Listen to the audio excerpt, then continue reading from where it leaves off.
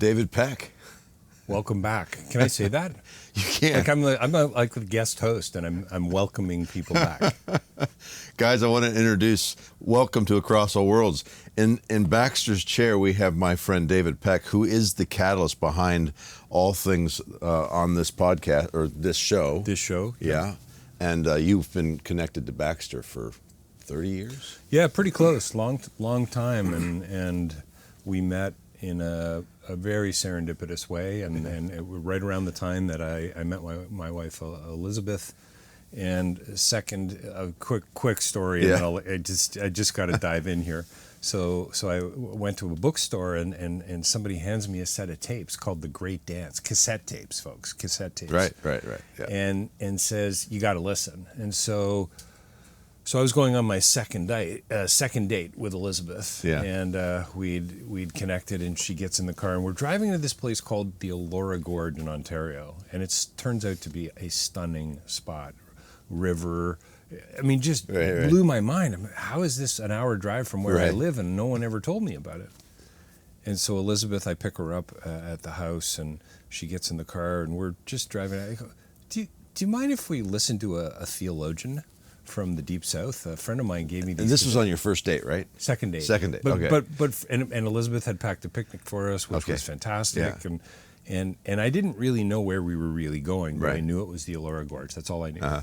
And the metaphor of that alone is just stunning for me, and beautiful and life-changing and all those things. So we popped the tape in. I don't really know Elizabeth that well yet. And we heard the accent, and I went, "Oh, come on, really?" I'll admit I was I was putting this guy who I didn't know into a box, right, immediately, which was so unfair and David's so a Canadian. Unkind. He's I admit it. Yes, I admit it. Yeah, which is we speak properly.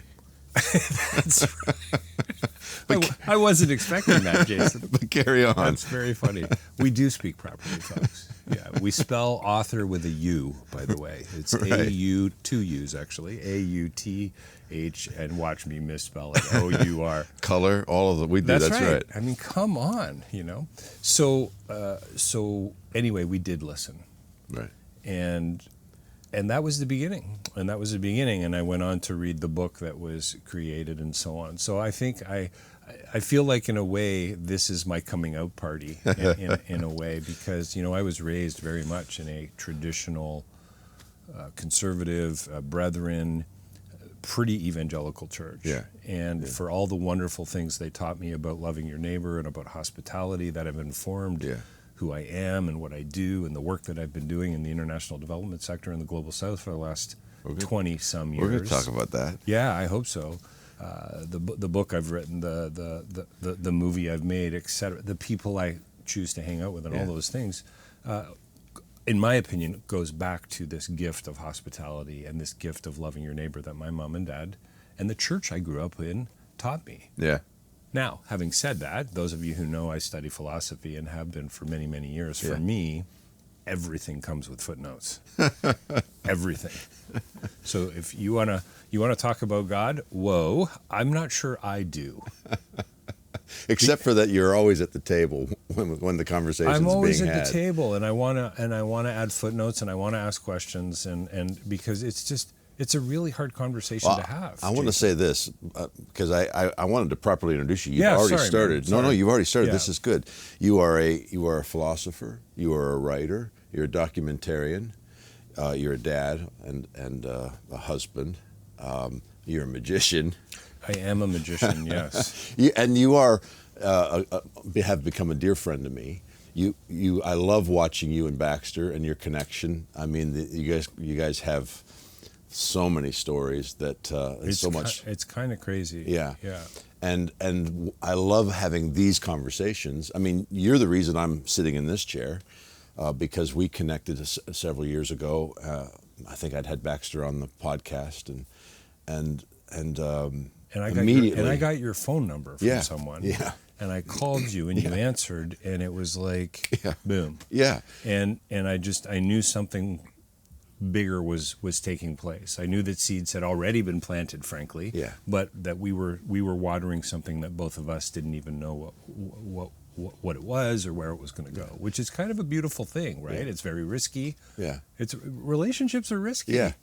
But that's what I love about, as I've gotten to know you, because we connect on a regular basis now, just to talk, just to share our thoughts about films, about some of the ways in which we're pursuing all the irons. You're such a left-right brain guy. Like you were able to navigate both worlds, and so I don't like being put into a box. That's for sure. I really don't. In fact, I will say something that will kind of destroy that box and then maybe set it on fire. Yes, you do. Just not to upset. No. And not necessarily. Provoke to me is so pejorative. It's so negative. It's so cynical. Yeah. But provocation, a little different to me. Right. Hang on a minute here. Did you just hear what you said? Or, and that's maybe a bit of the performer in me as well. I like to get a reaction. I want to laugh, right? I want to guffaw or whatever. And as a magician, every magician takes a coin and vanishes it for that moment of, whoa, what just happened, right? So for me, it's so beautiful, and I bet you'd say the same thing, I hope. You look back, and it's just like, there's the thread. Right. And, that one dipped down really low. Well, that one actually zigged over there. Yeah. But it's all connected, man. That's the thing that I love about you. It's all so beautifully connected. That's the thing that I love about you, because you will... Integration, interdependence, intimacy. Yeah, and you will act like you're like, no, we don't want to talk about this. I don't want to be at that. But you're always looking at the through line. You're always pulling that thread I'm trying. out. Yeah. I'm trying. And I think what we all... You're one of the most hopeful people that I know. Wow, I think so. All the people who are watching right now who know me, I know, are laughing out loud. I know they are. A couple of them are getting up off the floor even. I know, but it's for real. I believe that, because whenever we talk, I'm like, look you have a vision for so many different things, and you're constantly giving yourself to impact. You care about impact, and you care about it to the very core of your being. I mean, I've known enough about you, even the music that you were listening to in your formative days, always looking for purpose and meaning and the value for humanity. The value you have for humanity is probably the thing that guides you in all things you do. By the way, he's a podcaster.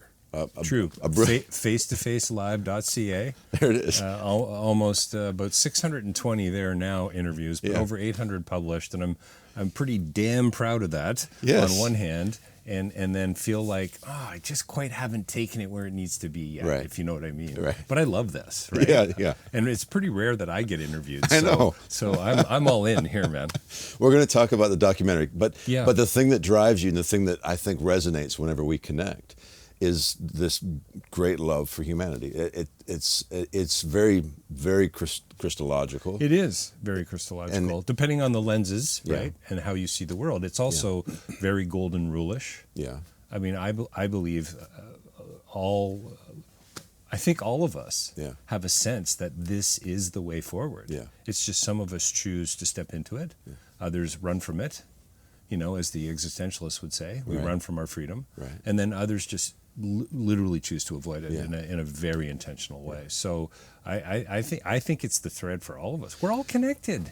There is no, it's that, I love that line in Invisible by U2. There is no them, there's only us. Right. And it sounds corny, but I really believe it's in all the best true. ways. In all the best ways. But that's, so when you say you're provocative, or even when we have conversations, and you guys have seen Baxter and I for 50 some odd episodes, and we're chasing down union. We're awakening to that.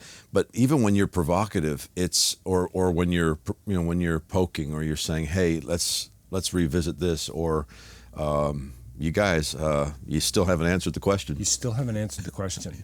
Nice dodge. Nice political move there. Right. But can we get back to the first principle here that we were talking about 25 minutes ago? Right. And you know what, Jason? There may not be an answer. Right. But this is what matters to me. You and I struggling, whatever it is, and struggle might not be the right way to put it, but we're working through. We're squeezing the life out of whatever it is that we're talking about. We're testing it. Nietzsche said, in The Twilight of the Idols, the subtitle of the book is How to Philosophize with a Hammer. And it wasn't so that you could take an idol, Starbucks, how about an idol, and smash it. Right. It was that you would tap it and test it. Yeah. And take it to the next level and say, no, this is okay, yeah, but boy, does it need to change. Yeah. And isn't that the state of the world that we find ourselves in? Yeah. You know, politically, socially, from a development perspective, a fiscal perspective, a relational perspective, a family perspective. It all could be just so much better. The hope, that hope beyond our grasp. Come on. You know, we gotta be, I think. Yeah. And I don't get out of bed every day thinking about this, but I sure try to. We've got to be reaching for that and say, how can this be a little better? Not just to fill my bank account up. Okay, fine. That's not a bad thing to do either. Yeah. And mine could be a little fuller than it currently is. You know, right. I think we'd all agree on that, right? And I know you could resonate with that. Sure. But at the same time, I don't think it has to be the only driving force. It shouldn't be the only driving force. Yeah. And if it is, I've got some questions for you. You do. And then I might say, how's that working out for you? Right. I want to come back to the hope thing, though, because I know I thought you'd get a kick out of it because hopeful cynic is what I say. But the through line, that thread that you're always pulling on is and I think why you and Baxter are such an amazing team. And by the way, a lot of the reasons that Baxter's, you might be able to have access to him on YouTube or in any, he's been doing the work for many, many years, but this is a man who's been helping to expand the reach. Hey guys, this is Baxter Kruger here. I'm with my friend Jason Clark. We have an ongoing conversation about all things Trinitarian, about the real meaning of the death of Jesus, practical side of living the Christian life in union with Jesus and in the union with us. And this is ongoing. It's been quite beautiful. We've got well over 60 or 70 episodes recorded so far, but welcome, come join us. Let's get to the conversation. And the reason is because I think there is so much life in Baxter's writing. I think there is so much hope in the relationship that he and I have formulated and developed and secured over the years together. You know, that camaraderie, the rapport, the crazy situations. The working through things. The disagreements. I hope you're not upset with me. Right. Yeah. And if you are, can we talk about that? Yeah. Like all of that, right? The mostly beauty. Yeah. But every now and then a little bit of tension. Yeah. But we've really stayed true to the course, and I think to the message and to his message and to this message of perichoretic. Yeah, fully alive. Fully alive, yeah. Fully alive. And what does that actually mean for all of us? As Paul Young would say, staying present within the grace of one day. I have a torn Post-it note stuck to my screen on my desk, and Paul said that to me, I don't know, I'm going to say 10 years ago. Yeah. My goal is to live within the grace of one day. I immediately wrote it down on a Post-it note. It's now torn because it's getting faded and it's old, but I don't want to write it down on another piece of paper. Right. But you know what's brilliant? It's a little ad for Post-its. It still sticks. So it's still there. But yeah, so Baxter and I have been able to do that. But the reason is, and this is where you go thread. Kierkegaard said you step into your life to live it. Yeah. But you look back to understand it. And I think he was so right about that. It's you sometimes in the middle of it, you just got to choose. And ignoring something's a choice too. And this is what we forget. Right. We forget that, I'm going to choose not to care about, the 2/3 world. Fine. But it's a choice. Yeah. Just remember that. It's not that you're just busy with other things. You're right? So I'm an existentialist at the core, but you know what? Depending on the day, I'm an atheist too. So take it from there. Truly, I am. In all the ways in all the best ways, because you're continually endeavoring to understand a better God. A better God, and you know what? I'm even probably more comfortable with a better creator. Yes. Because, or speak to that, or a better energy source, which is kind of ridiculous because now we got interstellar-like science fiction notions, but which I'm okay with. Yeah. Well, I think for me, language is so important. I was going to get there. Yeah. And I've written in a few places that for me everything comes with footnotes. So let's set out our terms. Yeah. So immediately when I start talking to somebody and God comes up, the God hypothesis comes up, I know from lived experience that we're not talking about the same God. Sure. So I'll say something like, "Oh, you mean God small g, not capital G?" So immediately I want to dial that back to, hey, we're not on the same page. Right. And let's try to get there before we start unpacking what the implications are. Right. So yeah, because I think our understanding of if a God exists, right, I don't think we got that equation right. I really don't. I don't think we're there yet. Yeah. And I believe that if a God exists, this God is a God of love, a God of relationship, and a God of union. And if we're not starting there, come on. Am I allowed to swear on this show? Come on. It's your show. You're the producer. We're kind of screwed. That's mild, man. We're in deep trouble, yeah. Right? So for me, there's only one question that we have to answer: something or nothing. Yeah. And if we go with something like Democritus, and I was going to say Leucippus. I'm just trying to think of who was it. It doesn't matter. But the pre-Socratics said, this is before Plato, before Socrates, before Aristotle. It's only atoms and the void. It's emptiness, which for me leads to kind of meaninglessness of a particular sort. Okay, fine. If that's the road you want to go down, good for you. Yes. Commit to it, and then tell me how that's worked out for you in 20 years. Have you been able to love your wife better, your partner better? Come on. How are you loving your neighbor, et cetera, et cetera, et cetera. Yeah. Okay, but if you choose something, now everything after that is paradox, complexity, contradiction, mystery. Yeah. I believe curiosity is a superpower, man. Come on. Holy, Yeah. That's where we connect a lot. All the great philosophers said, philosophy begins where? Wonder. Yeah. It's why I do magic. Yeah. It's why I love to take a coin and vanish it and see the reaction of the child and how they just are the facial expression, the embodied facial expression, right? Yeah. And it's why I and I see it in adults too. It's not just children. Yeah. By You the pull way. a child out. Yeah. You know what? I love when I do a magic show and somebody says, oh, the kids are going to love it. Actually, it's so much more than that, right? It's so much more than that. But anyway, so all philosophy, all of it begins in wonder. What I love about you, though, as we're pulling on the thread, and the reason I think the reason we have such a friendship is your curiosity in all of these areas. And once upon a time, you might have scared me a little bit because sometimes you'll phrase things in ways where I'm like, whoa, you're shaking with the foundations of my understanding. Well, you're a recovering charismatic, right? Right, so. Yeah. We're fine. No wonder I would have scared you. You would have scared me. Yeah. But these days I'm like, I understand, well, I know you and I know what you care about. I know the ways in which you'll lay your life down. That this other-centered, self-giving love is foundationally how you navigate and how you value people, and so you're always looking for us to help redefine, put better language around it, so that more folks can participate in meaning, in purpose. Well, and what's beautiful is they're already participating. Yes. Right? It's just sometimes because of the lens, because of the worldview, the radical myopia that most of us seem to have been taught, right? At a certain point, we just kind of can't see the forest for the trees. Yeah. Oh, and by the way, the trees are on fire. So you're in trouble, right? So for me, it is about that. Yeah. But it's also about story. And it's you. And that's another reason why you're a filmmaker. Right. You're a producer. Right. I can't wait to interview you about that. It's kind of fun. But it's incredible. And so there's a whole other level for how we connected. Yeah.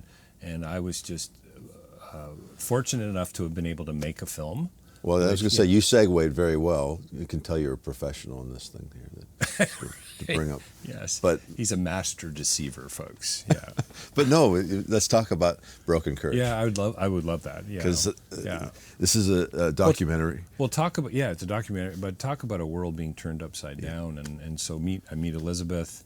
I have a reframing of the center of my universe from a philosophical and a theological and can I use the word epistemological and metaphysical perspective? Like everything changed for me. Yeah. Because of the great dance and because of this guy from Brandon, Mississippi. With an accent. With an accent. Like, who would have ever thought? Yeah. And it was an academic idea at first. Yeah. And then it became an embodied way of life. Come on. And I'm you know what? Maybe it's the other way around. Actually, I think the embodied way of life's already there. It's the various tools to bring it out. Yes, the clarity came through film, through great poems, through academic writing, right? Yeah. All of the above, basically, through great relationships. Yeah. So it was just an affirmation for me, really. And so Elizabeth and I met, and within a few months, she had already signed a contract to go teach in Southeast Asia, in Singapore. Yeah. So I got to go visit her. And the short story is, and I am currently writing about the fuller story of this, but I met a man in Cambodia as a result of a few trips. His name's Sun Ratana. Fast forward, no joke, 21 years, we've now made a film about his life and about post-traumatic stress disorder and about trauma and about Cambodia and about the Khmer Rouge and about landmines. And the film premiered at the Cambodian International Film Festival a couple years ago. We've taken it on a festival tour over the last 18 months. We've been pretty successful with it, but none of the biggies. Right. But what's really cool is we're in the middle of raising funds to take the film back to Cambodia for a national tour. Yeah. And so as of today, and we've got 75 dates, and a budget's being created. We've partnered with an organization called the Bopana Center. Big story there too. Look them up. They're in Phnom Penh. They work with youth. It's all about education. But the film is about this man's story. Yeah. And a very famous and writer, Indigenous writer in Canada, Richard Wagamese, said stories are meant to heal. And I would say that's maybe one of your central tenets of what you do too. Absolutely. But the idea is that by empathizing, by stepping into somebody else's shoes, by coming alongside them, by listening. Yeah. Holy cow, what a novel idea. Listening. We don't do it too well, it seems to me. And so we can learn so much about other cultures, other people. But you know what's really interesting about all that? I'm actually learning about myself. Yeah. Because people have said to me, why did you make the film? Right. Why Cambodia? Why Sun? Why the Khmer Rouge? Yeah. Okay, happy to tell you if you got 2.5 hours. Right. But really, I think it was a reflection, right? And that's that whole, I can't know myself without you. Right. I can't know myself without Elizabeth, without Spencer, my son, without Victoria, my daughter, and my friends. Yeah. And the people I surround myself with. So Broken Courage, themovie.com is the website. Please watch the trailer, and I hope it's coming soon to a theater near you. I know that's just a phrase, but at the same time, it is going to be available soon, and we're going to kick off a big fundraising campaign. We're about halfway there. So anyway, thanks for asking. Well, it's a powerful film, by the way. It's an incredible film. Thanks, man. And one of the nicest quotes I received about the film was from you. Oh, really? Yeah. Well, I was moved, but and knowing also some of the backstory and the process of, if we're going to kind of tie this all together, pull the thread, find that thread, even how you told the story, even how you met him. To me, it all fits with the conversation we're having, where you found the story, you found the thread, and it was a human thread. It was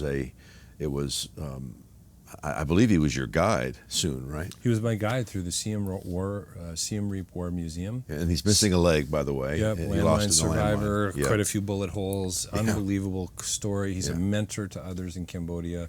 He was former Khmer Rouge. He fought with the Cambodian army. Talk about a contradiction. Yeah. Here I was in 1977 playing Luke Skywalker. Right.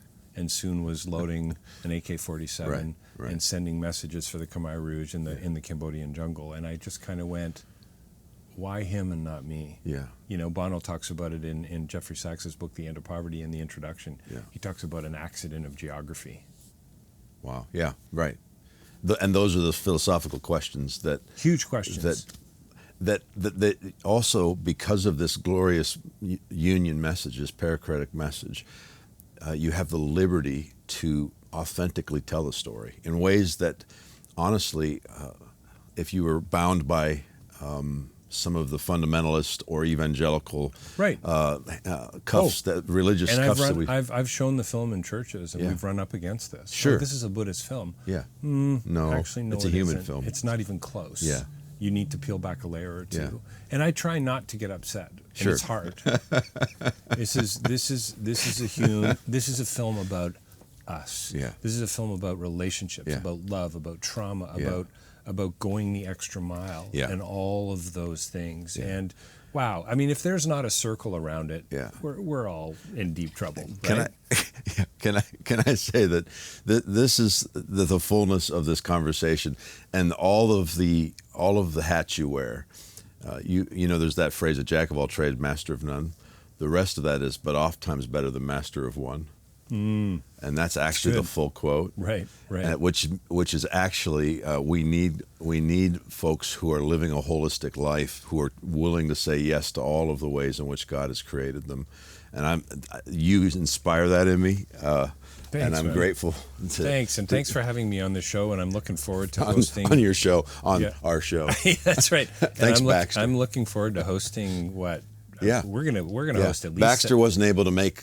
We had something come up after we'd planned this, and so you and I actually are going to be hosting a bunch of. We got Paul Young, Paul Golf, this crazy nut by the name of Michael LaFleur. You're gonna love him, and thanks for this. And you know what I love about this is we're barely getting out of the gate. That's right. I thought this was a 6-hour interview, Jason. What's going on? Yeah. There's never enough time. Stick around. We'll be back for the next ones. CrossAllWorlds.com, guys. Love you. We'll see you in the next one.